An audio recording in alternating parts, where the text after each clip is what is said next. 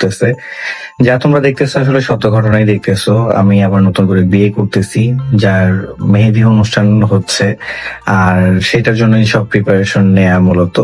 গত কয়েকটা ভ্লগে আমি বলতেছিলাম যে বিয়ে করব বা আমার নিজের পছন্দে বিয়ে করব। এই কথাটা বলার পেছনে এই রিজনটাই ছিল যে আমি আসলে বিয়ে করব। তাই অনেক কিছু গেছে এই কয়দিনে, অনেক কিছু চেষ্টা করার পরবর্তীতে অবশেষে বাসা থেকে কারো পক্ষেই সাপোর্ট পাই নাই। আসলে এই ব্যাপারে সাপোর্ট না করাটাই স্বাভাবিক, কেউই সাপোর্ট করে নেই। তোমাদের তিশা আপু প্রচন্ড পরিমাণ মনের দিক থেকে ভেঙে গেছে, আর ফ্যামিলির প্রত্যেকটা মানুষই আমাকে এখন খারাপ চোখে দেখতেছে। ইভেন আমি জানি তোমরা সবাই আমাকে খারাপ চোখেই দেখবা, বাট এইটার সম্পূর্ণ ডিসিশনটা আমার একান্ত নিজের দিক থেকে নেয়া, সেটা আমি আসলে তোমাদেরকে বলে বোঝাতে পারবো না। কোন এক সময় কোন একটা ভিডিওতে অবশ্যই বিস্তারিত বলে দেবো যে কেন আমার এই ডিসিশনটা নেওয়া হয়েছে বা কেন আমি এই কাজটা করলাম।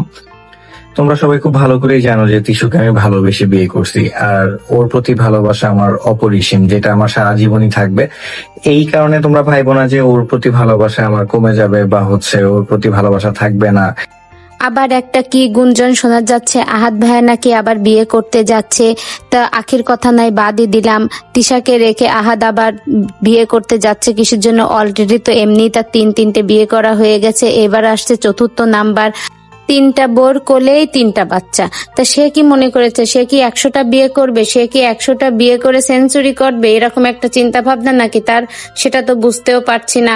তো তিশাকে রেখে এরকম একটা কাজ করা তার ঠিক হচ্ছে না। আর যে মেয়েটা তাকে বিয়ে করছে সে তো অবশ্যই জানে যে এমনি আহাদের আগে 3টা বিয়ে আছে, তারপরে 3টা বাচ্চা আছে। এই সব শুনেও সে কেন বিয়েতে রাজি হচ্ছে সেটাও ঠিক মতো বোঝা যাচ্ছে না।